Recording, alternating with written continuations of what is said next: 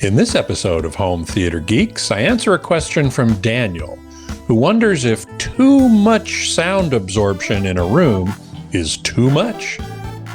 Stay tuned. Podcasts you love. From people you trust. This is TWiT.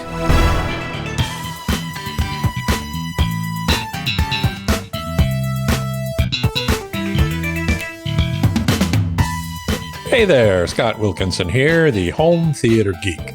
In this episode, I answer a question from Daniel in New Jersey, who writes, I just listened to your episode on Ryan's amazing home theater. At the end of the episode, you mentioned that Ryan sat in his theater and it was disturbingly quiet. I've been told that you don't want to do too much sound damping in a room because it will sound dead. Does that make any sense? Is there such a thing as a room that's too quiet? Well, this is a great question, Daniel. That theater was featured in episode 463. And actually, you're conflating two separate but interrelated things. Sound isolation, or noise control, and damping. By the way, in your original email to me, you used the word dampening, which is a very common mistake. But being an educator, I want to make sure that you understand that that was not the right word to use. Dampening means to make something slightly wet. Damping means to reduce the amplitude of an oscillation, like a sound wave. So just wanted to clarify that point for you. So, sound isolation and damping. Sound isolation is the process of limiting sound from penetrating a barrier like a wall. In a home theater or a commercial cinema or recording studio, you want to limit that sound transmission through walls as much as possible to keep external sounds out, so you're not distracted by noises like traffic or kids playing or something like that, and internal sounds inside the room, so people in other parts of the house or the facility, whatever it is, are not bothered by those big explosions and those fight scenes that can really raise a ruckus. Now, damping seeks to reduce the level of sound reflections within a room, which is mainly accomplished using absorption panels on the walls and the ceiling. Let's start with damping. Now, you don't want to completely eliminate reflections. You are right about that. What you heard is correct. It sounds very unnatural. Our brains are programmed to expect some reflections and reverberations within a room. If we look around and we see walls, we expect to hear that. And our brain from birth has been programmed to recognize what are called early reflections. First you get the direct sound. You get whatever's making a sound, that direct sound gets to you first. Then it's reflected on the walls and the ceiling and the floor and off of other stuff.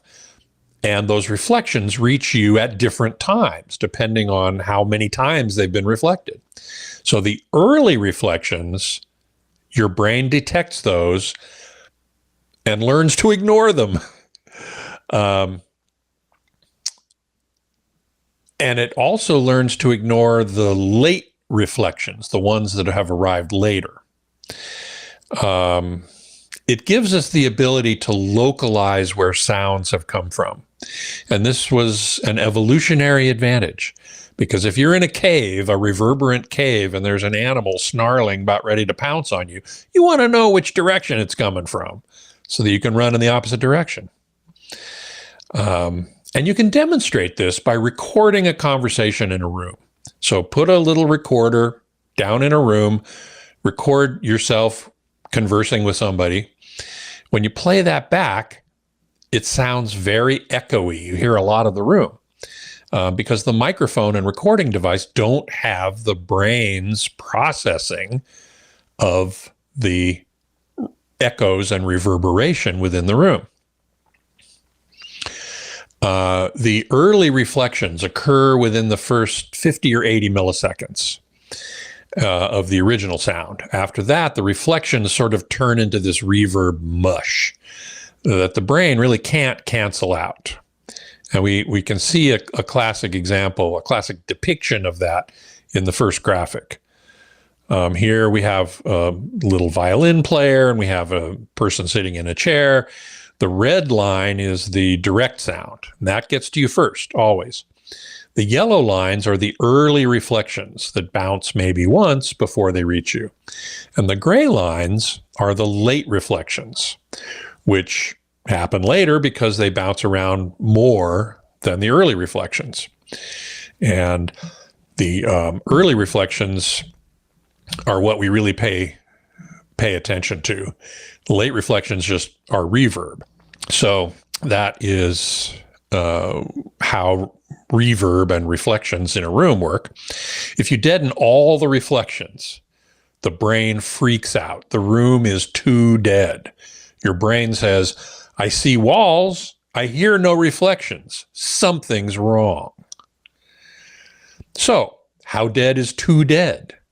You don't want a cathedral like reverb either, because as I said, the brain can't ignore that. And it sounds very, very, well, if you've ever been in a cathedral, you know what that sounds like.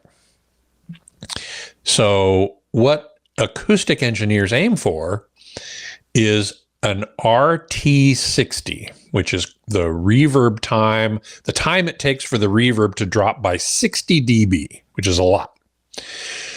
You want that to be about on the order of a third of a second, 0.3 second, for a typical room in the 300 to 400 square foot area. So here you can see a picture, steady state sound source making a sound. Sound turns off, the sound decays. Now, how long does it take for it to decay by 60 dB is a parameter known as RT60. So that, and you want that RT60 to be about a third of a second. To get there, you want to cover no more than 15 or 20% of the surface area of the walls with absorption panels, or it'll sound too dead.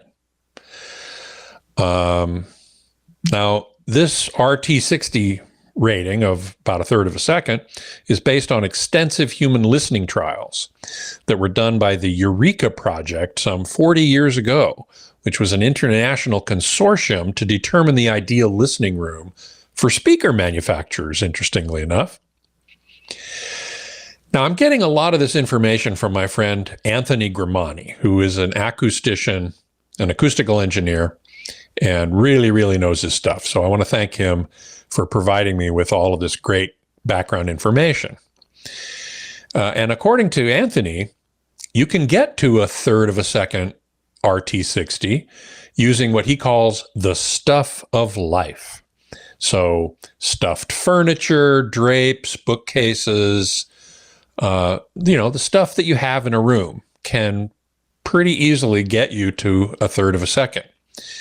But it's not well controlled. It doesn't work over a wide range of frequencies very well. It may work in some frequencies well and not in others.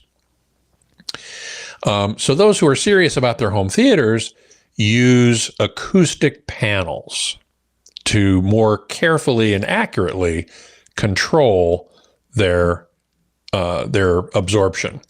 Now, I've got a couple graphics to show you here. Here is the sound absorption coefficient versus frequency for different materials. These would be materials in the walls and windows of the room. And you can see concrete block, interestingly, is pretty wide band, probably because it's porous. Concrete blocks have a lot of little holes in them, and that helps absorb some sound. Glass, interestingly, is pretty absorptive in the low frequencies down to 250 or so, but it gets less and less so as it goes up. Plywood, not too bad. Wood, not too bad. Brick, unglazed brick, is pretty bad at low frequencies. As you can see, tile is the worst. It's very reflective. So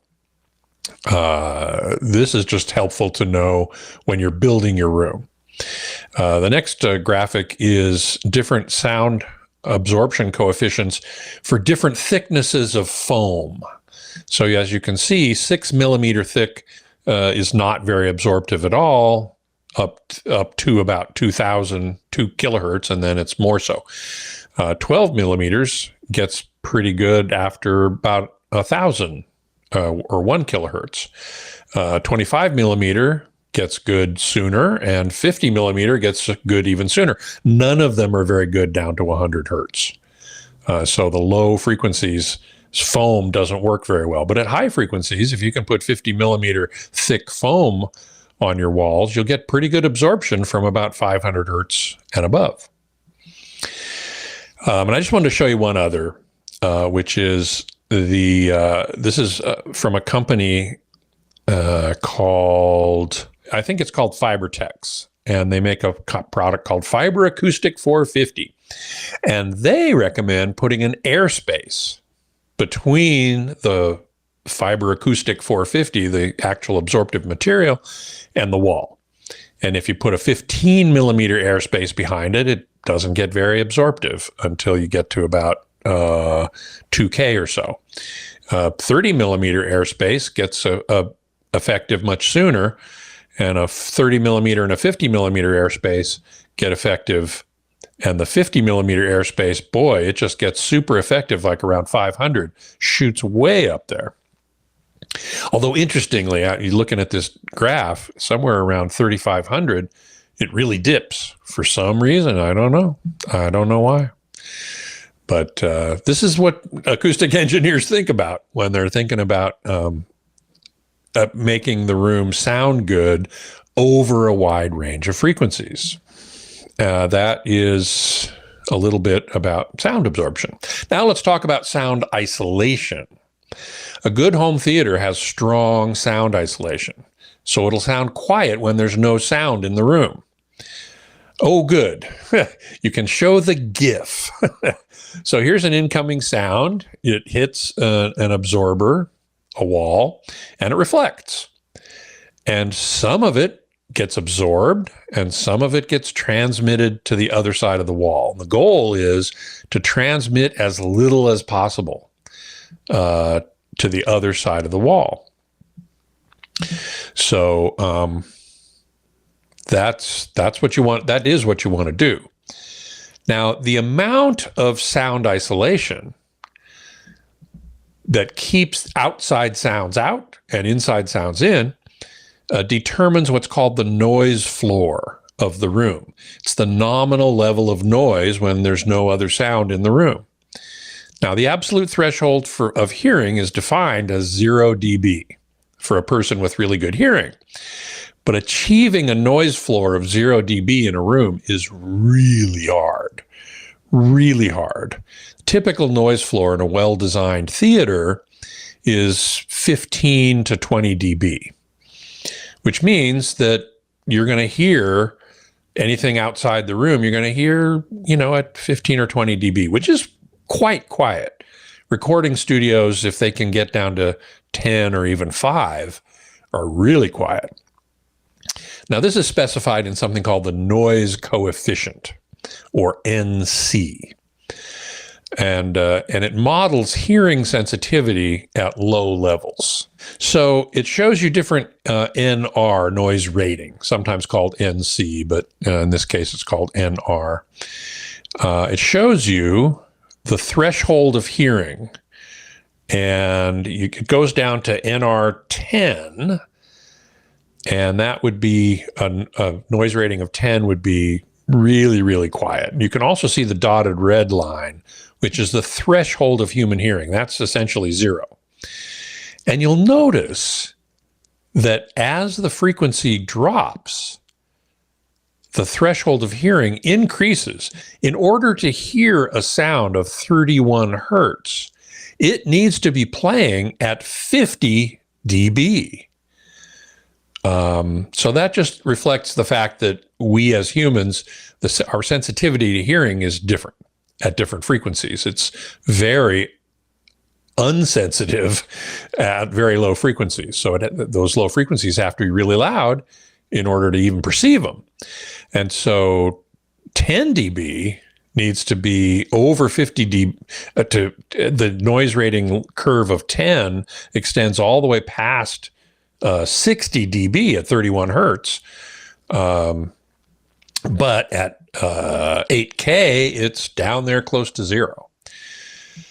So you want the room to, the noise floor to follow one of these curves. And you want one reason for that is you want the room to be really quiet in order to hear the entire dynamic range of music, which theoretically is 120 dB from the very quietest sound to the very loudest sound. CD quality audio, which is 16 bits digital audio, has a dynamic range of 96 dB, and high resolution audio with 24 bits of resolution has a dynamic range of 144 dB. So if a room is NC15, the loudest music that, in order to represent the entire dynamic range of music, would have to be 135 dB, which is painfully loud, no question, and it's damaging to your hearing. So even NC15 doesn't let you hear the full dynamic range of music. So you want the room to be as quiet as possible, that is to have a low noise floor, but not damped as much as possible, because then it sounds very uncomfortable. It fools our brain, it tricks our brain into thinking something's really wrong. Quiet and dead feels weird. And if it's too quiet, you may not hear, it's too damped rather, within a really quiet room, you may not hear your own movements, for example, and that feels really weird. So when Ryan, the theater owner, in episode 463, when he said it felt a little disturbing, it may be that his room is overdamped a little bit. And he did put up a lot of absorption, as I recall. So it may be overdamped. He may need to remove some of that or put in some other acoustic panels that would cause a little more reflection in the room. Not a lot, but a little. On the other hand, it could just be he wasn't familiar with it yet. And once he got familiar with it, it would be fine. Anyway, that's a long answer to the question of how much damping is too much and can anything be too quiet. They're interrelated, different questions, but interrelated. And when you optimize both of them, you get a killer sounding room. So thanks a lot for sending that question in. If you have one, send it along to htg@twit.tv. I love answering these questions right here on the show.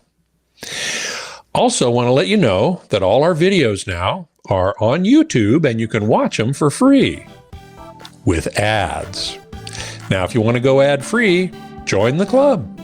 All you have to do is go to twit.tv/clubtwit and sign up. In addition to being ad-free, you get access to the exclusive Twit Plus feed and our Discord channel where you can come in and gather around the digital water cooler with your fellow geeks. So, hope you will think about it. Until next time, geek out.